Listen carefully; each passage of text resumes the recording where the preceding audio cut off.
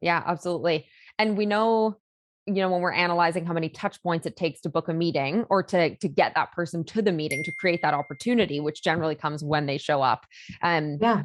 that should be considered in that overall process, right? It's like that is one of the important touch points that's either continuing to build the relationship or strengthen the relationship or um teach them something or whatever. It's not, it shouldn't just be Yeah. kind of left out and forgotten as not an important touch point. Well, and it's really like you use the word relationship, and it really is. I think we all know at this juncture that, especially this day and age, the understanding of relationship in sales is more important than ever. The society is keen to the way and manipulations that past ways of sales has happened.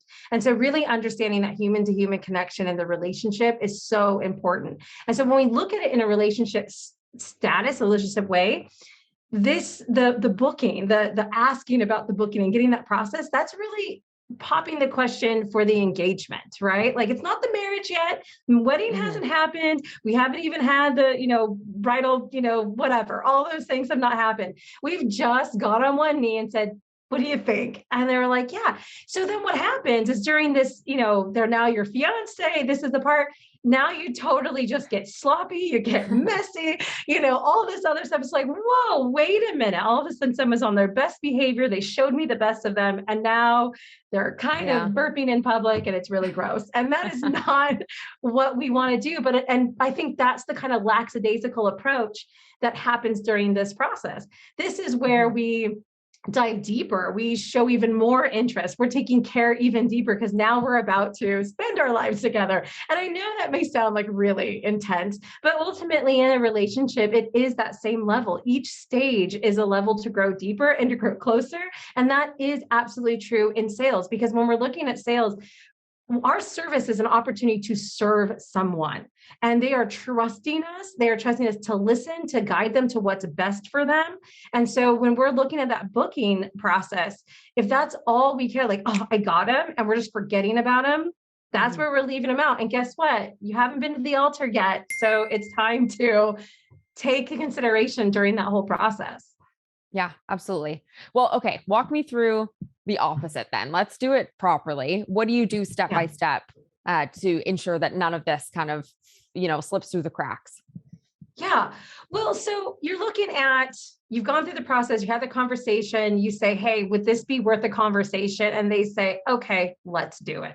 So that next process, that next email should be laid out with thought. So instead of like, great, here's my link.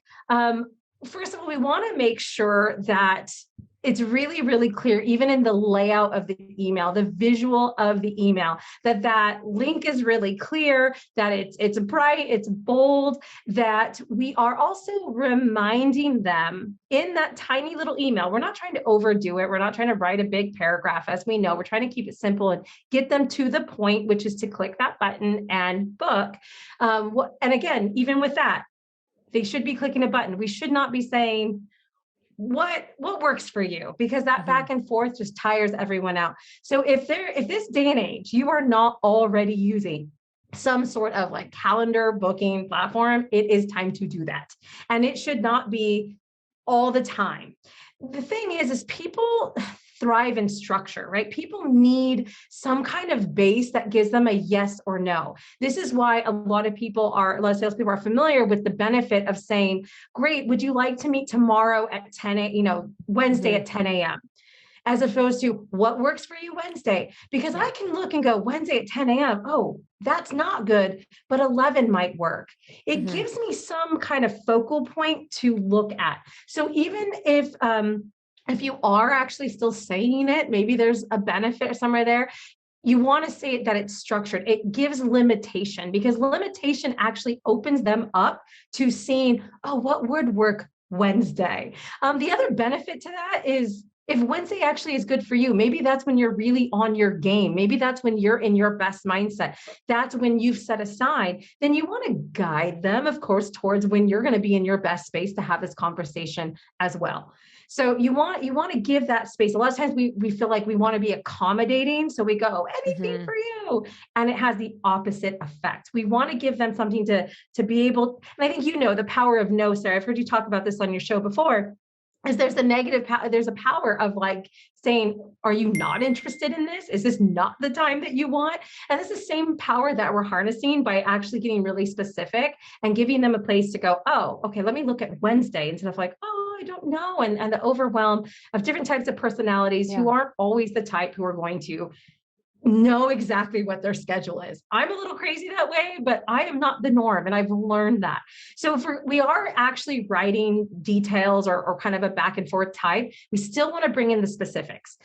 On the other side of that, ideally, you're using a booking platform for so many reasons. The automation of it, the reminding of it, all of those things that happen without your direct work. Ideally, you have lots of other conversations that you're in, so you don't want to be doing all of that manually when technology can help you. So ideally, you're using that booking platform and you are having a specific time set aside that, you know, as I said before, that you are at your best.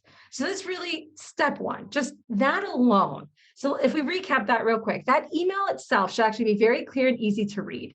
It should be very easy to either find the link and have it clearly set to click, or a very clear specific time that they can say yes or no to, and ideally come back with something more specific than I don't know, or let me check my calendar, or anything like that. You want to move this process in as short of touch points as possible, right? So that's really what we want to get to.